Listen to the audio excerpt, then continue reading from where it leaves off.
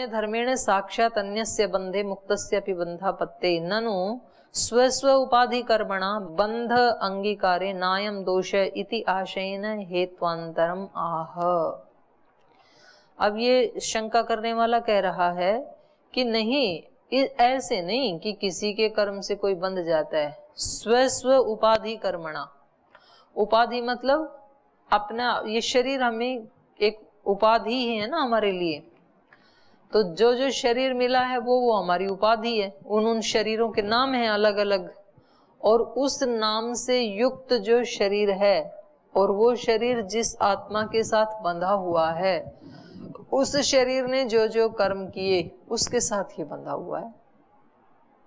इस शरीर ने जो कर्म किए उससे ये आत्मा बंधा हुआ है, उस शरीर ने जो कर्म किए उससे वो आत्मा बंधा है, उस शरीर ने जो कर्म किए उससे वो आत्मा, ऐसे मान लेंगे तो फिर तो अति प्रसक्ति नहीं होगी ना। जिस आत्मा के साथ जो शरीर आदि बंधे हैं उसके काम करने से वो ही आत्मा बंधन में आएगी, पड़ोस वाली नहीं आएगी, ऐसा मान लें तो ऐसे कह रहे हैं। ननु स्वस्व उपाधि कर्मणा बंधांगीकारे नायम दोष, जो ऊपर आपने दोष बताया कि अति प्रसक्ति होने लगेगी तो वो तो रुक जाएगी अति प्रसक्ति तो। अब इसका हेत्वांतर माह, अब इसका दूसरा हेतु बता रहे हैं। अति प्रसक्तेश्चेति, कह रहे हैं अति प्रसक्ति तो होने लगेगी। प्रलय आदौ अपि दुख योग रूप बंधापत्तेश्च इत्यर्थः, कह रहे हैं ठीक है, पर ये उपाधि के सुख दुख हैं, ये इसके साथ तो कम से कम हमेशा रहेंगे ना, इस आत्मा के साथ तो फिर प्रलय आदि में भी, आदि कहने से मोक्ष भी आ जाएगा, प्रलय में भी वो साथ जाएंगे और फिर मोक्ष में भी साथ जाने लगेंगे। ये जो बंधन है इसका, तो ये यहाँ रहते हुए भी इस उपाधि के सत असत कर्मों से बंधता है, तो फिर प्रलय आदि में जब जाएगा तो भी बंधन युक्त ही होगा, और फिर अर्थापत्ति से आदि शब्द कहने से मोक्ष में जाएगा तब भी बंधन से युक्त ही रहेगा।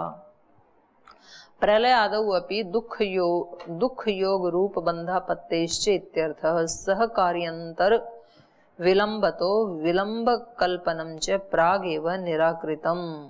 तो ये तो हमने पहले ही निराकृत कर दिया था 16 नंबर सूत्र में, न काल योग, वहां पर ही कह दिया था।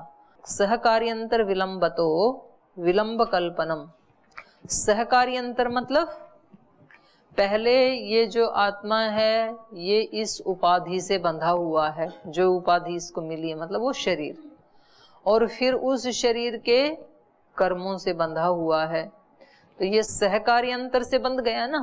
तो पहले इन्होंने क्या कहा था, जो काल योग वाला में सूत्र में क्या कहा था कि इसमें बंधन तो स्वाभाविक है, देश और काल का बंधन तो स्वाभाविक है आत्मा में, देश से भी बंधा हुआ है, काल से भी बंधा हुआ है, और फिर इसके अतिरिक्त, क्योंकि इन्होंने कहा था ना कि देश और काल तो सबके साथ जुड़े हुए हैं, मुक्त आत्मा के साथ भी बद्ध आत्मा के साथ भी, तो इन्होंने कहा कि सामान्य रूप से तो हम यही मानेंगे कि सामान्य रूप से तो देश और काल से बंधा हुआ है, और उसके बाद सहकारी कारण ला के देखेंगे, जोड़ेंगे कि कौन किससे बंधा हुआ है, तो वो सहकारी कारण जो भी सबसे ज्यादा उपयुक्त होगा उसको फिर बंधन का मुख्य कारण मान लेंगे।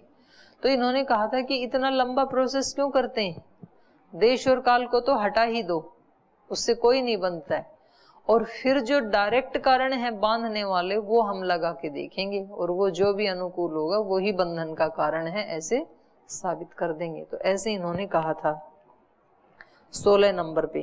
तो यहाँ भी वो ही कह रहे हैं कि यही अति प्रसक्ति होने लगेगी, जिसका कि खंडन हमने 16 नंबर सूत्र पे ही कर दिया था। सहकार्यंतर का, सहकार्यंतर विलंबतो विलंब कल्पनम च प्रागेव निराकृतम, पहले ही उसको तो निराकृत कर दिया था।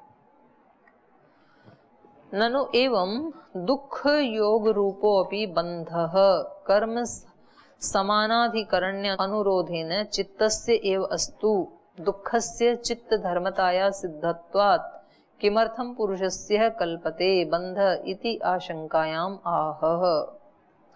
करें चलो ऐसा है तो शंका कर रहे हैं, ननु एवं दुख योग रूपो अपि बंधः, कह रहे हैं दुख योग रूपी जो कर्म का समानाधिकरण है उसके अनुरोध से भी, दुख योग रूपो अपि बंधक कर्म समानाधिकरण अनुरोधीन, कर्म के समानाधिकरण, कर्म किससे होता है? शरीर से या तो मन से, चित्त से, तो मुख्य रूप से चित्त से। तो कह रहे हैं कर्म समानाधिकरण के अनुरोध से चित्त का ही मान लिया जाए क्या? बंधन। बंधन किसका होगा? जो कर्म कर रहा है उसका बंधन होगा। तो कर्म कौन कर रहा है? इन्होंने कहा शरीर कर रहा है, और उसके संस्कार कहाँ होंगे? चित्त में होंगे।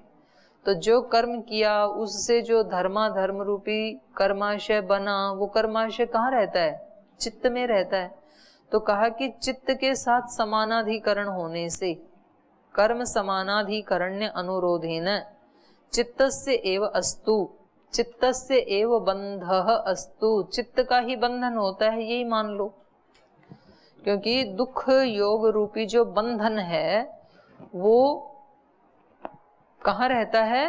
कर्म के समानाधिकरण में, अर्थात चित्त में। कर्म भी सारे मन के सहयोग से होते हैं, और सारे धर्माधर्म रूपी जो कर्माशय है वो भी चित्त में रहते हैं, मन में रहते हैं। तो दोनों का समानाधिकरण हो गया ना। तो समानाधिकरण अनुरोधेन, समानाधिकरण के अनुरोध से चित्तस्य एव बंधः अस्तु, मान लो कि चित्त का ही बंधन होता है, चलो इसका नहीं होता है। दुखस्य चित्त धर्मतायाः, तो दुख किसका धर्म हो गया? दुख किसको होता है? चित्त को।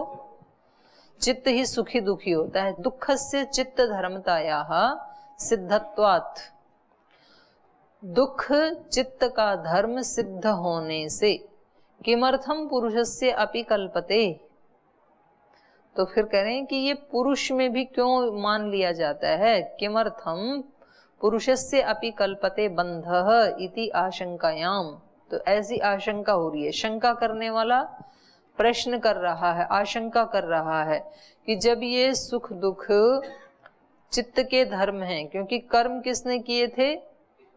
चित्त ने या शरीर ने। उसके संस्कार जो है धर्माधर्म संस्कार हैं वो भी चित्त में रहते हैं, तो उसका जो पाप पुण्य फल मिलेगा वो भी चित्त को मिलेगा। तो पाप पुण्य से जो बंधेगा वो भी कौन बंधेगा? चित्त बंधेगा। तो जब चित्त का बंधन होता है तो ये पुरुष में क्यों कह दिया जाता है कि ये बंधन में है ये पुरुष, ऐसा क्यों कह दिया जाता है? तो उसका उत्तर दे रहे हैं। सूत्र बोलिए। विचित्र भोगानुपपत्ति अन्य धर्मत्वे, तो कह रहे हैं कि विचित्र भोग अनुपपत्ति, जो लोक में हम देखते हैं ना विचित्र भोगों की उपपत्ति, विचित्र भोगों की उपपत्ति मतलब कोई सुखी है, कोई दुखी है, कोई किसी के पास ज्यादा संसाधन है, किसी के पास कम है, किसी का शरीर बलवान है, किसी का कमजोर है। तो अनेक प्रकार की विभिन्नताएं दिखाई दे रही है ना संसार में। तो ये इसकी अनुपपत्ति होने लगेगी, मतलब ये वैचित्र जो है ये समाप्त होने लगेगा। क्यों होने लगेगा? ये चित्त का धर्म मानने से ये वैचित्र क्यों होने लगेगा? लोक में कोई सुखी है कोई दुखी है, ये जो विचित्रता है इसकी प्राप्ति नहीं हो पाएगी। क्यों है? तो फिर तो होनी चाहिए विचित्रता, सबके कर्म अलग अलग हैं। तो ये तो कह रहे हैं कि अगर आपने ऐसे माना, चित्त के धर्म को आत्मा में आरोपित किया, तो इनकी अनुपपत्ति होने लगेगी। क्यों होने लगेगी अनुपपत्ति? क्योंकि आत्मा को तो हटा दिया आपने, आत्मा से तो कोई लेना देना ही नहीं है। तो ये नियमन कौन करे कि किसको कितना मिलेगा? क्योंकि चित्त और शरीर तो क्या है? जड़ है, और नियामक तो कोई चेतन होता है ना, नियम बनाने वाला तो कोई चेतन होता है। जैसे मानो गुरुकुल में कोई भी चेतन ना रहे, तो इस कमरे में क्या रखना है, इस कमरे की कैसे सफाई करनी है, ये कौन नियमन करेगा? ये पढ़ाई वाला कमरा है, ये खाना खाने वाला कमरा है, ये म्यूजिक वाला कक्ष है, ये सारा नियमन कौन करेगा? तो चित्त ने कर्म किए, चित्त सुखी दुखी हो रहा है, तो कौन सा चित्त कितना सुखी होगा, कितना दुखी होगा, किसको कितना भोग मिलेगा, ये व्यवस्था कौन करेगा? चेतन है अभी तो वो कर रहा है, तो जिसने जैसा किया उसको वैसा मिलेगा, नहीं तो सबको एक ही जैसा मिलने लगेगा फिर, क्योंकि चित्त तो जड़ है। तो अव्यवस्था हो जाएगी। विचित्र भोगा अनुपपत्ति अन्य धर्मत्वे, अन्य का धर्म मानने से, अन्य मतलब चित्त का।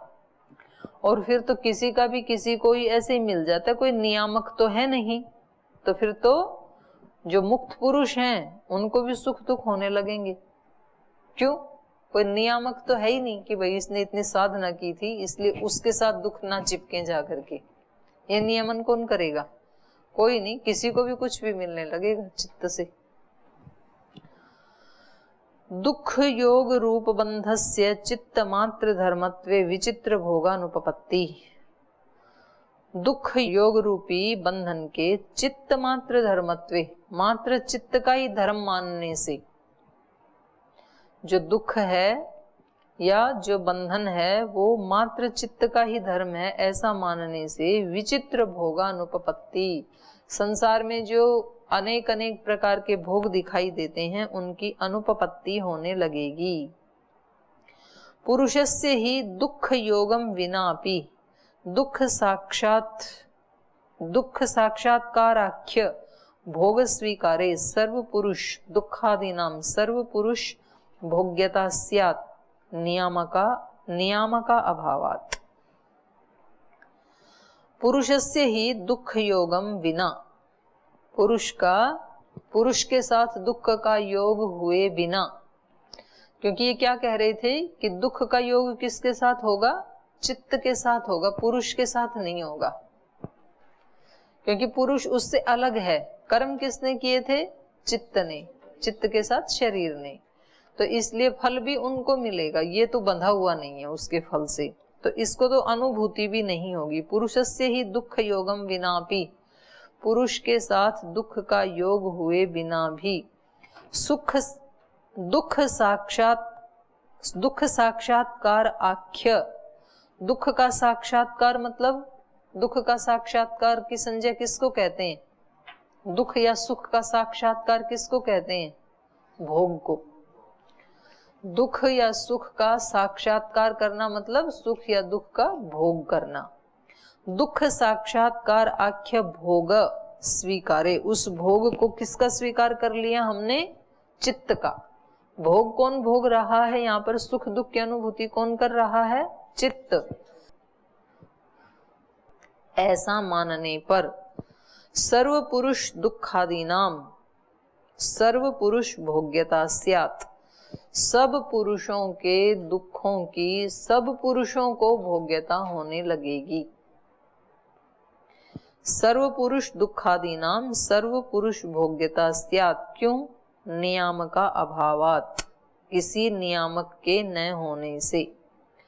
किसी भी चित्त के किए हुए कर्मों के सुख दुख किसी को भी मिलने लगेंगे, क्योंकि कोई नियामक तो है ही नहीं, नियमन करने वाला है। अगर आपने आत्मा को अलग कर दिया तो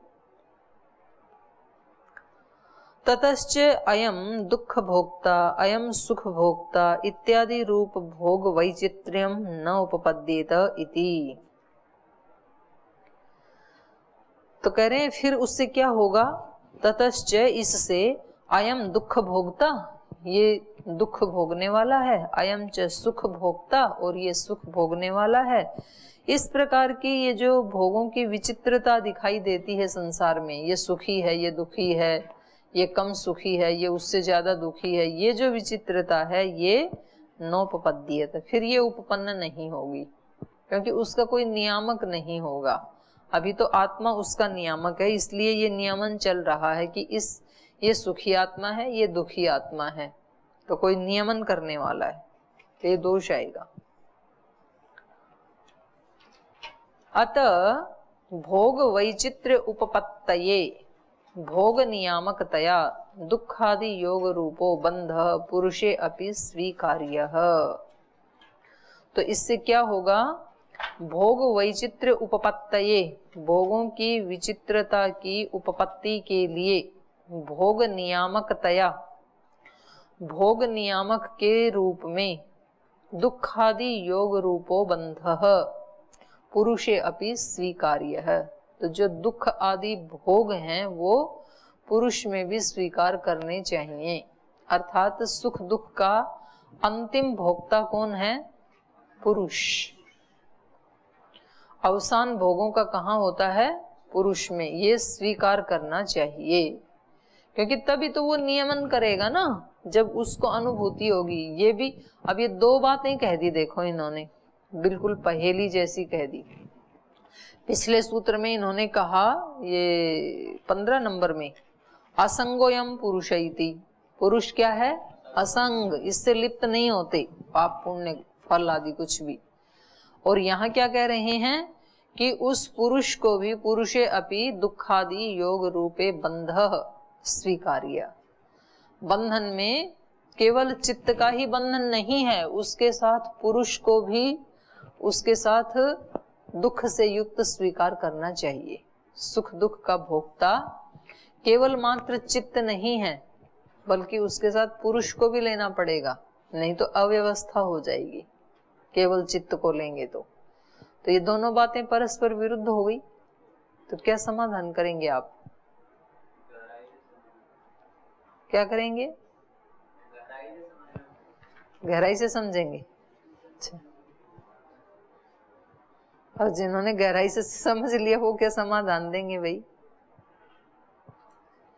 अभी तो कह रहे थे कि पुरुष से लिप्त होते नहीं है सुख दुख आदि, अभी कह रहे हैं कि उसी को ही मानना पड़ेगा कि अंतिम अवसान सुख दुख का आत्मा ही करता है, आत्मा तक ही जाते हैं।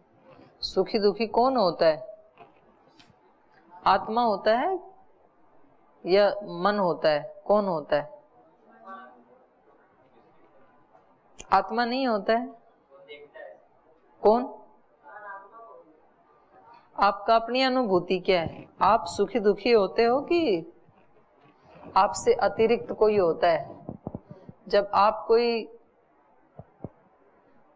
ऐसा कर्म करते हैं जो ठीक नहीं है और उसके परिणाम में जो दुख आता है, तो उससे आप दुखी होते हैं या आपके अतिरिक्त कोई दुखी होता है।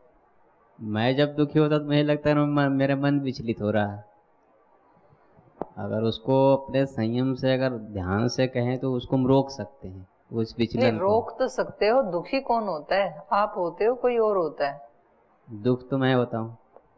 तो इसका मतलब भोग किया ना हमने दुख का। हाँ हाँ, यही तो ये भी कह रहे हैं। फिर तो वो आत्मा सिर्फ देखता है ना कि ये दुख हो रहा है, इसको देखने वाला दुखी थोड़ी होता है। आप रो रहे हो, आंसू पूछे जा रहे हो, मैं देख रही हूँ, मैं देख तो रही हूँ पर दुखी नहीं होती हूँ मैं। तो आप आत्मा हो गए। जैसे तो सारे कर्म तो गुणों के द्वारा किया जाता ना। हाँ, तो दुख होना भी एक कर्म है, सुखी भोगना भी एक कर्म है।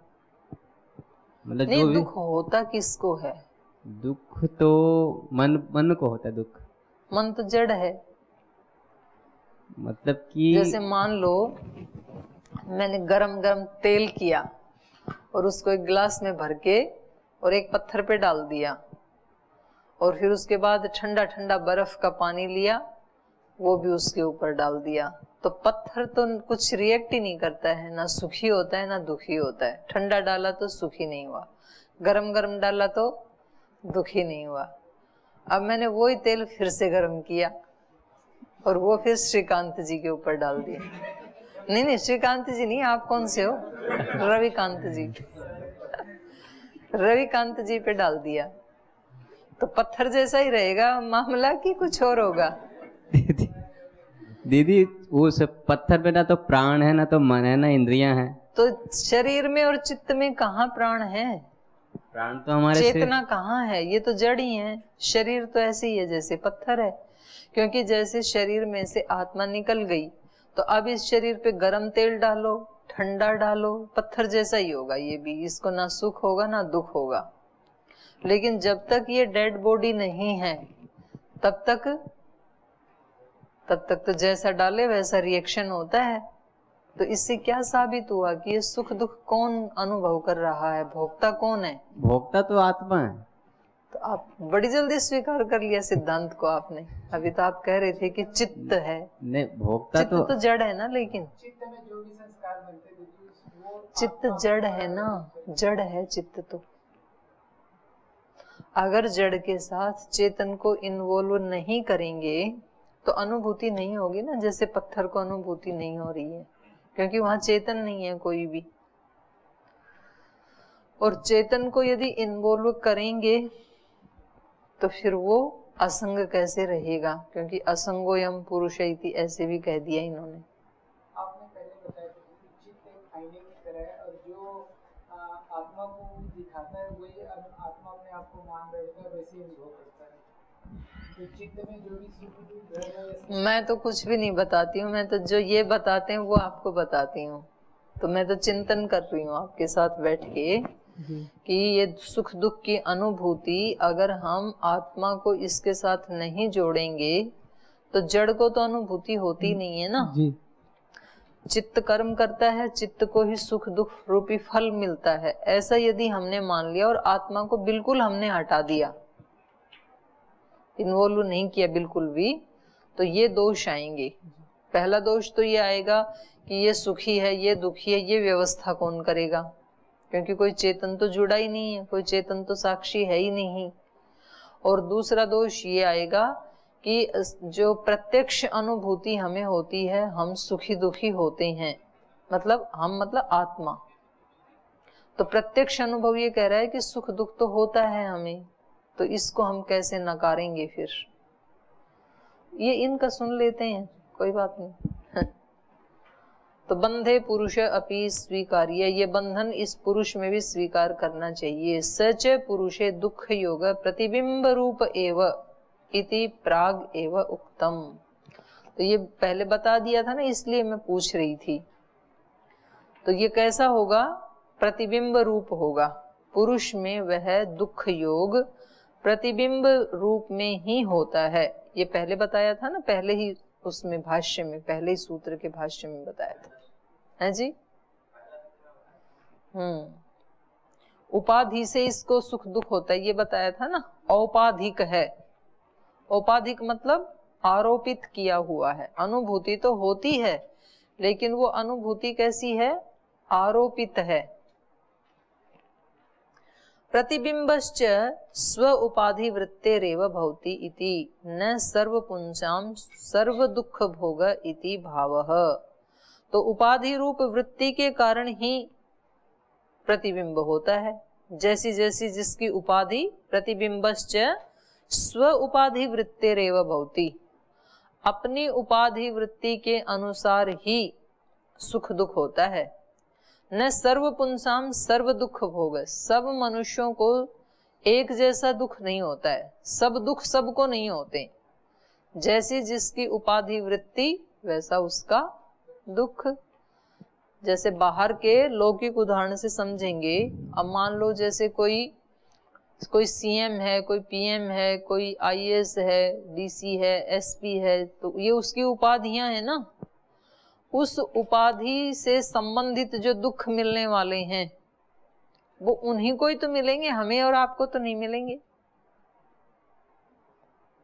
उस उपाधि से युक्त जो दुख मिलने वाले हैं वो उसी को ही मिलेंगे। मानो कोई केस चल गया और कोई कोर्ट ने ऐसा फैसला ले लिया कि इस स्टेट के सीएम ने कोई ये काम गलत किया है, तो उसको फल ये मिलना चाहिए कि उसकी जेल हो जाए। तो जेल में वही तो व्यक्ति जाएगा जो सीएम है। कोई भी शरीर को उठा के थोड़ी जेल में डाल देंगे कि जो शरीर के आसपास रहने वाले हैं उनको भी ले जाएंगे, ऐसे तो नहीं करेंगे। तो जो जिस उपाधि से युक्त होता है, जैसे मान लो आप शिष्य या एक विद्यार्थी की उपाधि से युक्त हैं और जिस दिन ये कहा जाता है कि आज विद्यार्थियों का खाना बंद, क्योंकि कुछ विद्यार्थियों ने कुछ गड़बड़ की है, उल्लंघन किया है, तो विद्यार्थियों का खाना बंद होने से आपका ही तो बंद होगा, मेरा तो नहीं होगा। क्योंकि मेरी उपाधि यहाँ पर क्या है? पढ़ाने वाले की उपाधि है। तो ये कह रहे हैं कि सब दुख सब उपाधि वाले सब मनुष्यों को नहीं मिलते हैं, बल्कि वो जो प्रतिबिंब स्वरूप जो दुख है वो भी स्व उपाधि वृत्तेरेव, हमें जो उपाधि मिली है इस उपाधि को जो दुख मिलने चाहिए उसकी अनुभूति होगी। ये शरीर रूपी उपाधि है ना हमारे साथ, और चित्त रूपी उपाधि है। जैसा हमने अपने आप को मान लिया है, हमने मान लिया मैं विद्यार्थी हूँ, मैं आचार्य हूँ, मैं पिता हूँ, पुत्र हूँ, माता हूँ, पुरुष हूँ, स्त्री हूँ, ये सारी उपाधियां हैं। बड़ा आदमी हूँ, छोटा आदमी हूँ, सामान्य आदमी हूँ, पदाधिकारी हूँ, जो जो उपाधि हमने मान रखी हैं उन उन उपाधियों से उस उपाधि वाले को ही दुख मिलेगा।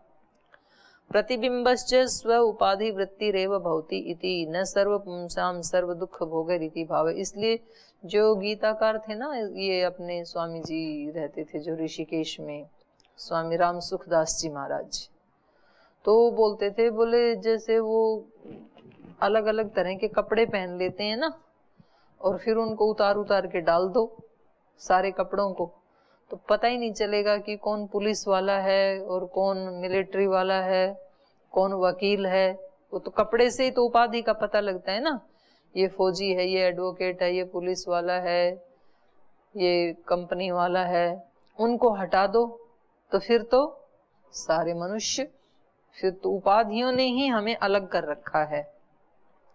तो ऐसे हमने आत्मा के ऊपर जो उपाधियां आरोपित कर रखी हैं कि मैं धनवान घर में पैदा हुआ इसलिए मैं धनवान, या धनवान का बेटा, मैं निर्धन घर में पैदा हुआ इसलिए मैं निर्धन, तो ये क्या है? उपाधि हैं। इन उपाधियों को हटा दो। मैं क्या हूँ?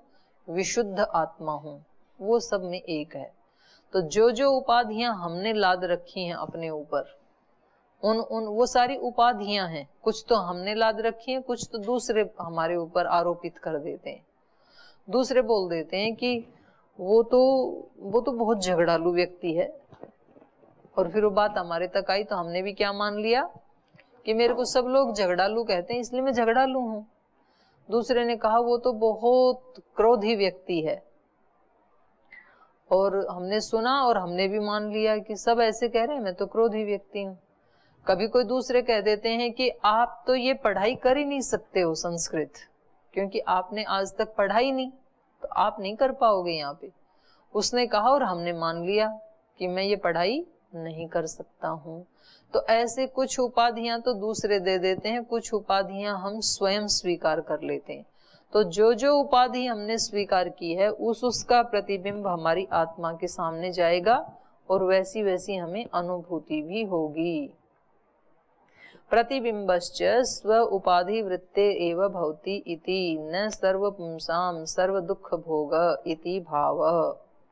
अपनी अपनी उपाधि रूप वृत्ति के कारण ही प्रतिबिंब होता है। चित्तवृत्ति बोधे पुरुषस्य अनादि स्वस्वामी भाव संबंधो हेतु इति योग भाष्यात् अयं सिद्धांतः सिद्धः। तो योग दर्शन में आया है ना ये चित्त वृत्ति बोधे, चित्त की वृत्तियों का ज्ञान हो जाने पर, मेरे चित्त में कौन सी वृत्तियां चल रही हैं, तो चित्त की वृत्तियों का ज्ञान हो जाने पर पुरुषस्य अनादि ही स्वस्वामी भाव, इस पुरुष का जो अनादि काल से स्वस्वामी भाव संबंध चल रहा है।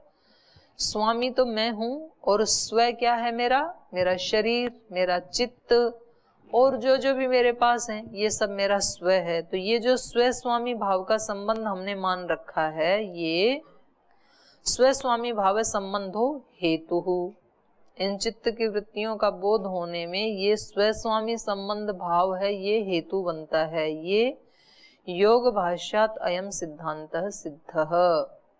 तो स्व स्वामी भाव का संबंध का जो ये सिद्धांत है, ये हमने वहां पर योग भाष्य में बता दिया है। चित्ते च पुरुषस्य स्वत्वं स्वभुक्त वृत्ति वासनावत्वम इति। चित्त के ऊपर पुरुष का स्वत्व, ये स्वभुक्तवती वासनावत्व ही है। तो इसको कल पढ़ेंगे, अभी समय हो गया, अभी यहीं पाठ को विराम देते हैं।